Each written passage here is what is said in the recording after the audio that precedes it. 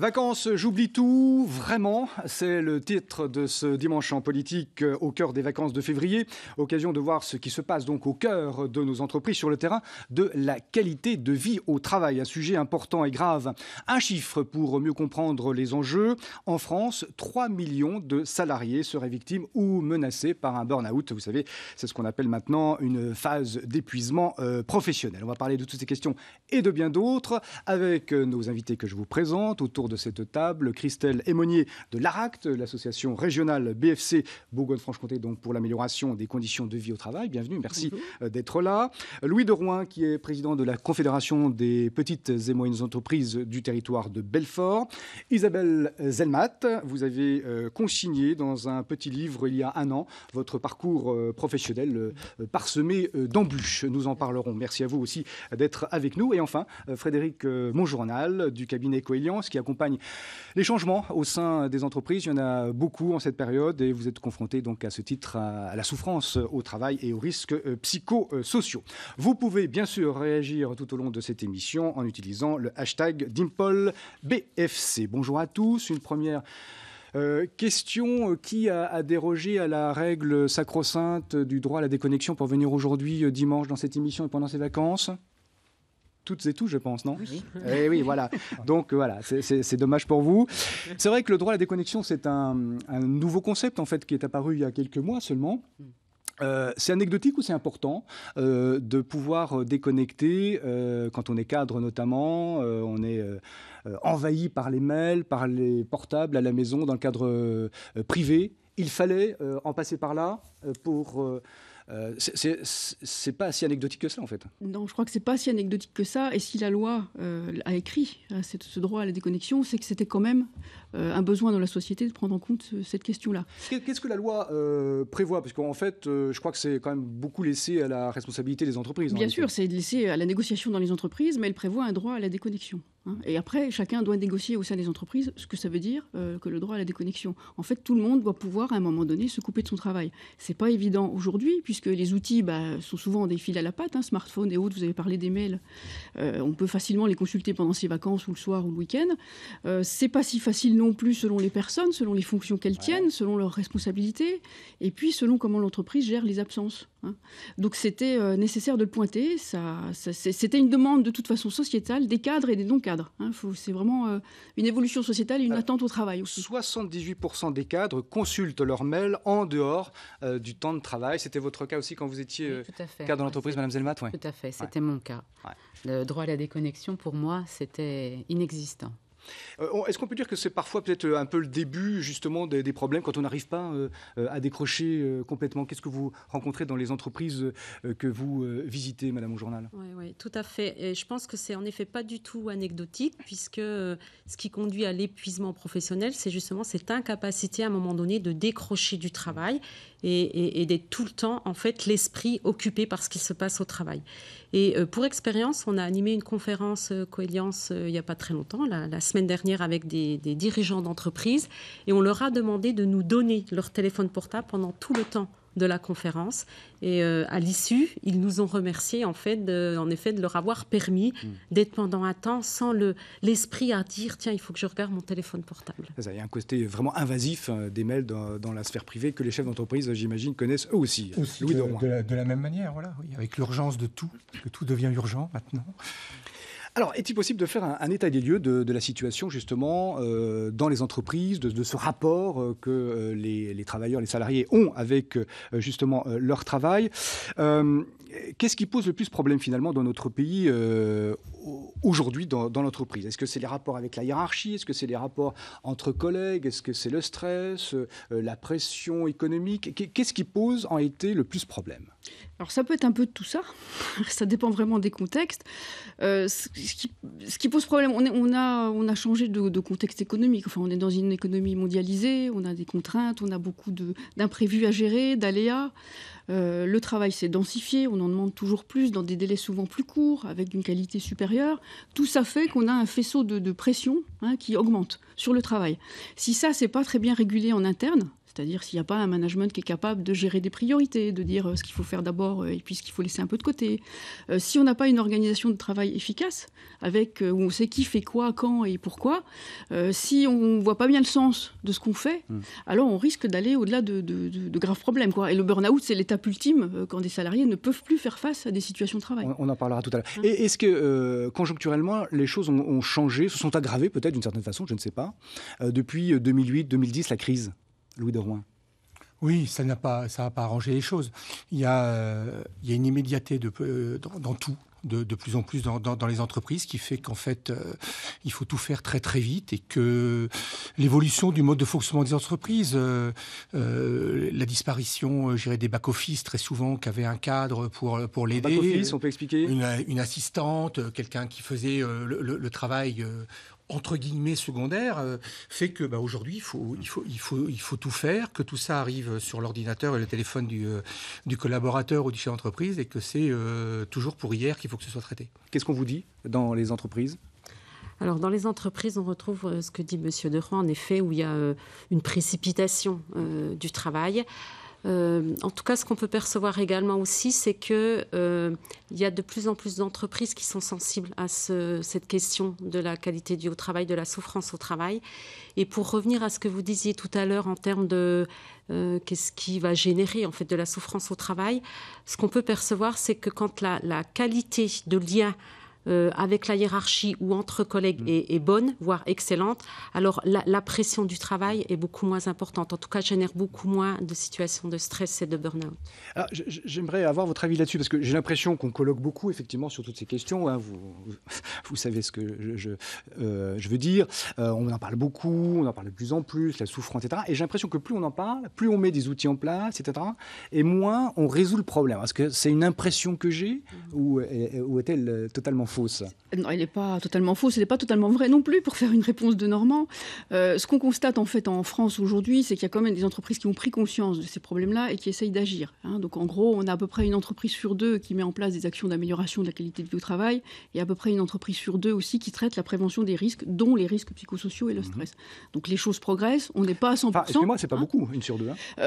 C'est beaucoup plus, c'est des chiffres qui sont en hausse. Donc les choses progressent dans le bon sens. Après, on peut avoir aussi des choses qui sont de la vraie qualité de vie au travail et de la fausse qualité de vie au travail. C'est-à-dire, quand on travaille ces sujets-là, il faut s'attaquer aux vrais problèmes. Et souvent, les points noirs qu'on a encore, c'est qu'on a du mal à traiter les questions d'organisation, les questions de contenu du travail, de sens du travail, et on va rester sur des choses un peu périphériques, cosmétiques. Alors, c'est intéressant ce que vous dites, parce que est-ce qu'il y aurait un mal français de ce point de vue-là? C'est-à-dire est-ce que dans notre culture, notre psychologie, on ne serait pas particulièrement prêt en France à aborder ces questions comme peuvent le faire peut-être, je ne sais pas, les entreprises scandinaves ou la culture scandinave ou anglo-saxonne? La qualité de vie au travail, ce n'est pas un sujet nouveau. Et c'est un sujet qui est arrivé dans les années 70 justement par ces pays-là, les pays anglo-saxons ou les pays nordiques. Donc ils ont plus l'habitude peut-être de traiter ces sujets-là. C'est pas le même rapport au travail, c'est pas la même culture non plus. On peut pas comparer les pays entre eux. En France, on progresse, alors peut-être trop doucement, mais en tout cas c'est un sujet qui maintenant quand même devient d'actualité. Il y a beaucoup d'entreprises qui essayent de l'empoigner, quoi. Oui, il y a le besoin et l'envie de l'empoigner, parce que c'est pas tenable dans le temps. Et c'est le paradoxe entre l'évolution de notre société, qui nous en demande beaucoup très vite, et avec des marges de manœuvre et des marges financières à la sortie pour l'entreprise de plus en plus faibles. Et ce besoin d'immédiateté fait qu'à un moment donné, on est arrivé à cette pression qui est intenable et qui, en effet, dans le temps, n'a pas de sens. Ça n'a pas de sens, d'autant plus que quand ça marche mieux, il y a une meilleure performance au sein de l'entreprise. Madame Aujournal, vous travaillez notamment dans des entreprises américaines qui, elles, en ont fait presque une religion, contrairement à ce qu'on pourrait penser, le bien-être au travail. Oui, ce n'est pas à proprement parler des entreprises américaines, mais en tout cas, c'est des entreprises qui sont basées en France et qui font partie, en fait, de groupes de plus importants américains. Et en effet, ce que j'ai entendu de la part de directeurs de ces entreprises qui sont basées en Franche-Comté, c'est qu'aujourd'hui, ce qui est plus regardé, c'est pas tant le rendement de l'entreprise, parce que parfois ce rendement d'une entreprise franc-comtoise est très faible par rapport au rendement du groupe, mais que c'est beaucoup plus le bien-être des salariés au sein de l'entreprise, pour l'image, mais certainement pas que, mais en tout cas pour l'image du groupe. Ah, pour l'image. Enfin, mais peut-être c'est le que ressort c'est pas que ça. Important. Peut-être que c'est pas que ça. En tout cas, aujourd'hui, en effet, ce qui est plus regardé, c'est le bien-être des salariés au travail, plus que le rendement qui parfois est très faible par rapport au rendement du groupe.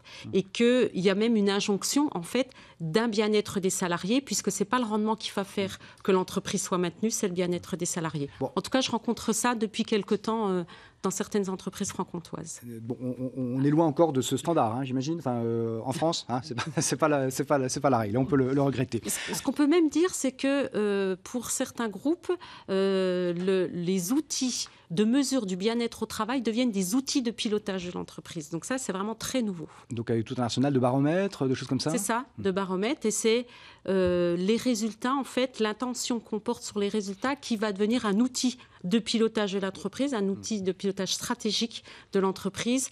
Voilà, et vraiment, ça, c'est nouveau. Alors, quand on parle de souffrance au travail, il y a évidemment une sorte d'étape ultime qui fait peur à tout le monde. Déjà, le mot fait peur. Le burn-out, qui est en passe pratiquement de devenir, si j'ai bien lu toute la littérature, le nouveau mal du siècle. Isabelle Zelmat, vous allez nous faire part de votre histoire que vous avez couchée sur le papier dans ce petit livre qui est paru il y a quelques mois maintenant, il y a un an, qui s'appelle Rebondir. Vous étiez responsable de la comptabilité. Non, j'étais adjointe de direction. Adjointe de direction. Dans un service de médecine du travail. Dans un médecine du travail. Peut-être voilà. que... J'occupais un poste de cadre. Voilà, j'y suis restée pendant plus de 25 ans. Alors, qu'est-ce qui se passe à un moment donné Alors, en fait, vous faites ce qu'on appelle un burn-out. Oui, alors un burn-out, ça ne vous arrive pas comme ça un matin quand on se réveille. Il y a des signes avant-coureurs, ça s'installe de façon assez insidieuse, je peux vraiment vous en parler. Je vais essayer de faire court pour planter le décor. En 2010, en tout cas pour ce qui concerne l'organisation des médecines du travail, elles ont connu des réformes importantes qui ont changé profondément l'organisation, les axes de gouvernance. Pendant cette période-là, en plus, a été corrélé à des départs, des démissions, des nouveaux venus. Donc, comme je gérais tout ça, j'ai tenu un rythme assez effréné, avec des amplitudes horaires très fortes, des journées de travail de 10 heures, jusqu'à fin 2014, où j'ai vraiment eu une alerte très grave, une pathologie assez importante. Et un matin de juin 2015, comme je l'écris dans mon livre, je me suis effondrée sur mon lieu de travail, j'ai fait un AVC. Voilà, donc ça, c'est une forme très sévère. L'AVC était reconnu comme consécutif au burn-out. Tout à fait, puisqu'il a été reconnu comme accident du travail. Et j'ai moi-même entamé une procédure, pas dans le but d'être en opposition vis-à-vis de l'entreprise, mais pour moi, il y a un vrai débat. Quand je vous entends, je suis d'accord, je rejoins ce que vous dites, mais moi, j'accompagne aujourd'hui des personnes qui sont confrontées à cette problématique, puisque je me sens un peu missionnée. Et leur discours, ce qu'elles disent, c'est vraiment très différent de ce que j'entends aujourd'hui. Alors, c'est-à-dire, il y a une sorte de dichotomie, Oui, je pense qu'aujourd'hui, malheureusement, en France, on est dans un discours d'opposition et pas dans un discours de collaboration. On n'est pas, et c'est ça qui fait que ça bloque, à mon sens, à mon humble avis et à ma modeste position, puisque certains salariés, moi, me disent, et c'est des propos c'est des verbatims qui m'ont été transmis. Oui, on a eu une présentation par un cabinet sur les risques psychosociaux. Le médecin du travail, je ne sais pas trop à quoi il sert. L'entreprise met une croix dans un formulaire pour se dédouaner de son obligation légale, de son obligation de sécurité. Mais concrètement, à l'intérieur, après, ce n'est pas le cas de toutes les entreprises. Il y a vraiment des entreprises qui jouent le jeu. Alors, on peut peut-être faire réagir sur ce premier point. Et après, il y a le problème de la détection. Comment on peut détecter au sein de l'entreprise. Voilà. Donc, sur cette critique, finalement, que vous formulez. En tout cas, vous observez qu'il y a une sorte de... C'est mon regard, voilà. Qu'est-ce qu'on peut répondre Quand on arrive à des situations de burn-out, de salariés, alors souvent il y en a un, puis deux, puis trois, ça veut dire que pendant des mois et des mois, les problèmes n'ont pas été traités. Ça veut dire qu'on a laissé une situation se dégrader. Alors, pas volontairement forcément, parce que les signaux, on ne les voit pas forcément, on en fait de plus en plus, petit à petit, on ne voit pas forcément tout de suite le sens, mais on se dit, bon, ça va aller mieux, etc. Et puis, on ne traite pas les questions qui se posent au moment d'une fusion, fusions, par exemple. Vous avez parlé d'une réorganisation qui sont liées au sens du travail, à l'organisation, à la répartition des rôles entre les uns et les autres. Et puis, on ne traite pas la question de la charge de travail, parce que dans ces périodes-là, il y a la charge de travail qui peut augmenter pour certains postes. Et puis, ça ne vient pas du jour au lendemain, effectivement. C'est-à-dire que ça témoigne d'une dégradation collective. Et malheureusement, c'est des individus qui parfois en font les frais. Quoi, à qui la faute Alors, à qui la faute ? Il n'y a pas de coupable. Il faut sortir de l'idée du coupable et de la victime. C'est un système qui, à un moment donné, a dysfonctionné. Alors, les dirigeants n'ont peut-être pas été assez attentifs. Les managers ont été pris aussi dans ce système et puis se sont laissés embarquer dans la situation. Les salariés ont tenté de faire comme ils pouvaient dans une situation dégradée. Il n'y a pas un coupable. Il y a un système qui, à un moment donné, se met qui se dérègle. Et on n'arrête pas le dérèglement et on arrive D'accord là-dessus ? Oui, tout le monde est d'accord. Tout à fait. Alors, ça ne touche pas que les salariés, le burn-out, il y a aussi des chefs d'entreprise. Un mot quand même avec vous, Louis de Rouen, puisque vous avez mis en place dans le territoire de Belfort une sorte d'opération que vous appelez l'opération Casque Bleu, si j'ai bien compris. Le dispositif Casque Bleu. Ça consiste en quoi ? C'est un dispositif d'intervention d'urgence pour le chef d'entreprise en difficulté psychologique, avec un numéro d'appel 7 jours sur 7, 24 heures sur 24, où ils peuvent nous joindre au niveau de la CPME. On ne nous appelle pas pour nous dire je vais me mettre une balle dans la tête ce soir. C'est heureusement pas souvent le cas. C'est souvent un appel parce qu'il y a des difficultés dans l'entreprise. Et on se rend compte très vite derrière qu'il y a des problématiques de burn-out, aussi chez le chef d'entreprise, parce que cette pression qui est liée à toutes ces tensions, etc., où en effet il n'y a pas forcément un responsable derrière au départ, le chef d'entreprise les vit aussi. Donc on se rend compte aujourd'hui de ce besoin aussi du dirigeant d'être accompagné face à un risque à un moment de pétage de plomb psychologique. Donc on l'accompagne derrière avec l'appui d'un dispositif d'accompagnement psychologique. Il y a un suicide de chef d'entreprise tous les 3 jours en France ? Oui, tout à fait. C'est les statistiques qui peuvent ressortir, même si elles sont aujourd'hui pas complètement mesurées, mais c'est ce qu'on estime aujourd'hui. Quelles sont les solutions à tout ça ? C'est la question que j'ai envie de vous poser maintenant. L'état des lieux, il est fait, il est en clair-obscur, enfin il est plutôt obscur. Il y a vraiment des marges de progrès, visiblement. Qu'est-ce qu'on peut faire ? Continuer à en parler pour changer justement, essayer de perturber ce cercle vicieux, ce système que vous décriviez tout à l'heure, Christelle Aymonier.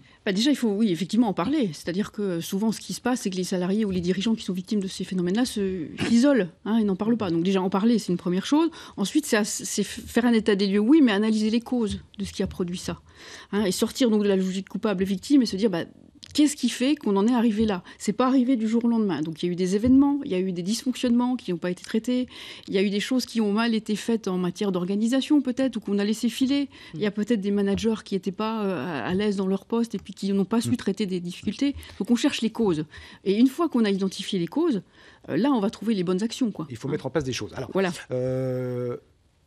Mettre un baby-foot dans le hall de l'entreprise, on est d'accord pour dire que ça ne suffira pas. Je crois que ça ne suffit pas. C'est une mauvaise solution à un vrai problème. C'est-à-dire qu'il ne faut pas se tromper de qualité de vie au travail. La qualité de vie au travail, c'est le travail d'abord, le quotidien du travail, l'organisation du travail et le management. Les autres, ça peut être des caches-misères, des subterfuges. Ça peut être intéressant pour le confort de travail. Mais ça veut dire qu'on a traité déjà tous les autres problèmes. Voilà. La corbeille de fruits, le baby-foot, c'est bien quand on a un bon climat social, quand les choses se passent bien, et puis l'employeur se dit on va améliorer le confort de chacun dans son travail. Oui. Le rôle du chef d'entreprise, il est quand même important. C'est-à-dire que oui, bien sûr. C'est lui qui peut donner aussi le tempo. Il est d'autant plus important qu'il en est le responsable en tant que dirigeant de l'entreprise. Ce qui est important pour lui, c'est qu'il soit capable, en effet, d'être en veille par rapport à tout ça, parce que les causes peuvent venir du management, mais elles peuvent venir de plein d'autres choses, de l'évolution économique, de la relation clientèle, ou d'une mésentente au sein des salariés, de plein de dysfonctionnements. Et je crois que ça doit être une veille permanente et un souci quotidien dans l'entreprise de faire attention à ce qu'il y ait toujours cette huile dans les rouages qui fait que les moindres couacs ne vont pas prendre une ampleur importante et on y a tout intérêt pour le devenir de son entreprise. Absolument. Et c'est là où le rôle du chef d'entreprise est vraiment primordial parce que c'est vraiment lui qui va impulser et s'il n'est pas dans une réelle intention de faire changer des choses et d'amener en fait une amélioration des qualités de vie au travail.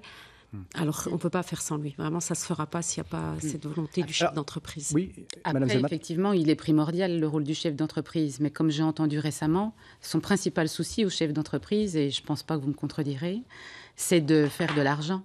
de faire tourner son entreprise pour pouvoir la faire vivre, pour pouvoir continuer à payer ses salariés et à faire face à ses charges. Il a déjà un énorme souci. Et pour lui, c'est très très lourd ça à gérer.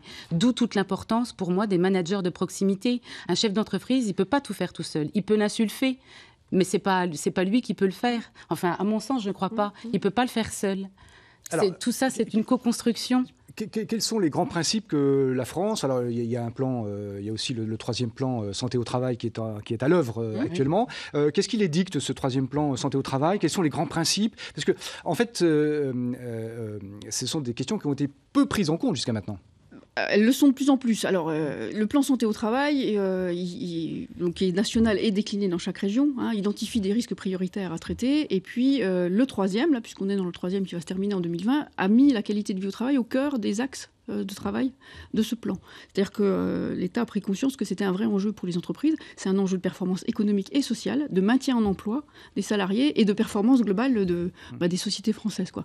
Donc la qualité de vie au travail est pointée comme un des axes majeurs. C'est faire un état des lieux, outiller les PME pour qu'elles puissent agir sur le sujet et qu'elles ne se trompent pas de sujet, justement. Outiller les chefs d'entreprise aussi pour qu'ils puissent insuffler ça. Et puis c'est aussi amener à un peu plus de négociations d'accords d'entreprise sur ce thème-là. Là encore, il y a des progrès à faire, même si c'est quand même des choses qui commencent à entrer dans les mœurs et qui progressent. Voilà. Alors, concrètement, est-ce qu'on préconise, parce que par exemple les open space, on en a beaucoup parlé à un moment donné, est-ce que c'est des choses qu'on préconise plus? Est-ce qu'on peut aller vers plus de télétravail aussi? Est-ce que ça c'est possible? J'ai un chiffre, 3 Français sur 10 auraient recours partiellement au télétravail actuellement. Est-ce que c'est une solution quand c'est possible? Alors, ce n'est pas une solution miracle. Déjà, tout le monde ne peut pas faire du télétravail. Une aide à domicile, vous ne la ferez pas télétravailler. Il y a des métiers qui, de toute façon, sont exclus de ça.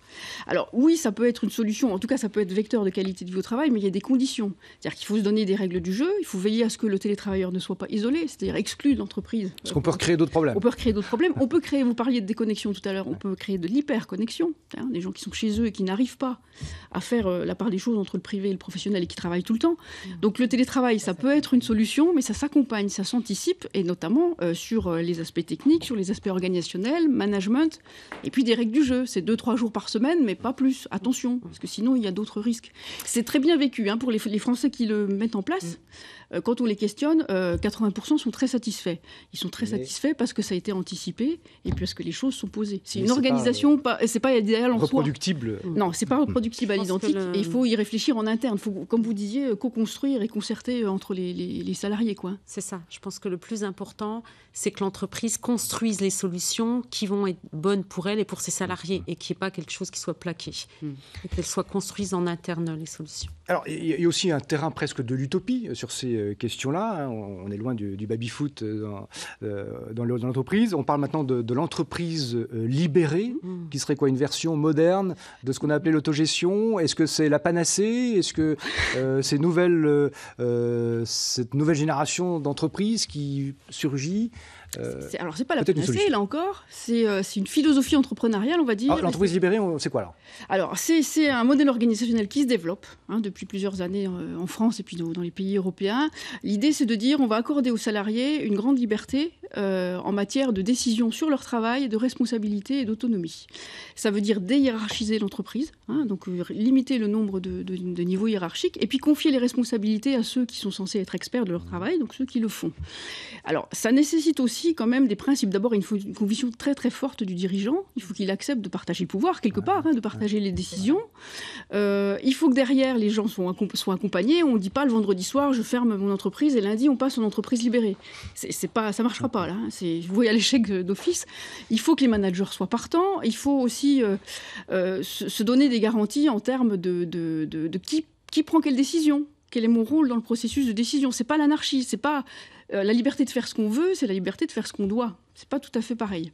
Il y a des exemples dans nos régions, en Bourgogne-Franche-Comté, d'entreprises libérées? On a animé un groupe de travail l'année dernière, où il y avait une quinzaine d'entreprises bourguignonnes, franc-comtoises, qui avaient mis en place ce dispositif-là et qui témoignaient à la fois de leur réussite et de leurs difficultés. Quand ça marche bien, les chiffres, les résultats économiques s'en ressentent, et puis les indicateurs sociaux aussi. C'est-à-dire que ça peut marcher très bien. Mais là encore, c'est pas un modèle à plaquer d'une entreprise à une autre. C'est ça. Et c'est une conviction très très forte du dirigeant, quoi. C'est une notion de curseur du dirigeant.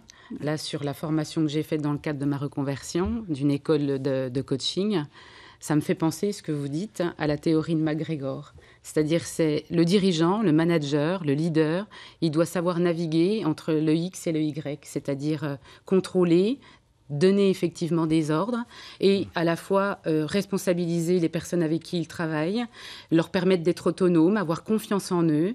Le dirigeant que vous avez décrit, c'est ça en fait.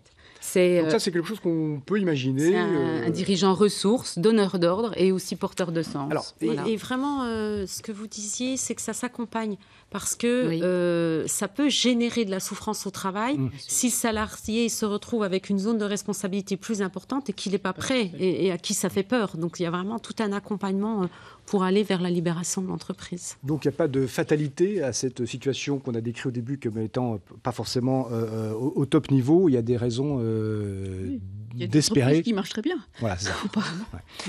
Je précise que vous organisez au niveau de l'ARACT et de l'Association nationale une semaine de la qualité de vie au travail qui est en juin. Et je pense qu'il y a toute une série de colloques ou d'animations. C'est du 17 au 21 juin. Chaque région organise des manifestations. Donc bientôt, les programmes seront en ligne. Vous pourrez aller voir ça. Et puis prochainement aussi, on a une matinale avec l'APEC sur la qualité de vie au travail. Donc le 5 mars à Besançon. Donc on essaye de promouvoir un peu ces démarches et puis d'aider les chefs d'entreprise et les DRH à aller vers ce type de démarche. Est-ce que vous êtes heureux et heureuse au travail, vous-même, les uns et les autres ? Aujourd'hui, oui. Ça va. Heureuse. Question personnelle. Et en même temps, en tant que dirigeante d'entreprise, en effet, il y a toujours à être vigilant à quelle place je donne au travail dans ma vie et comment je me ressource aussi pour être toujours en mesure de gérer mon entreprise. C'est une histoire de juste équilibre. Voilà. Oui. Et un travail sur soi. Qui est à rechercher en permanence. Parfait. Merci beaucoup d'avoir participé à cet échange. Je précise quand même qu'il y a 71% des Français qui ont une bonne image de l'entreprise et de sa propre entreprise. Donc voilà, tout n'est pas perdu, comme on le disait tout à l'heure. Merci encore à vous tous. Je rappelle donc ce petit livre que vous avez fait paraître à compte d'auteur, qui s'appelle Rebondir, lumière sur mon burn-out, édité à compte d'auteur, hein, je crois, c'est ça. Merci, bonne fin de vacances à tous. Dimanche en politique revient bien entendu dimanche prochain. Et dans un instant, le point sur l'information, comme tous les dimanches. Excellent dimanche à vous tous.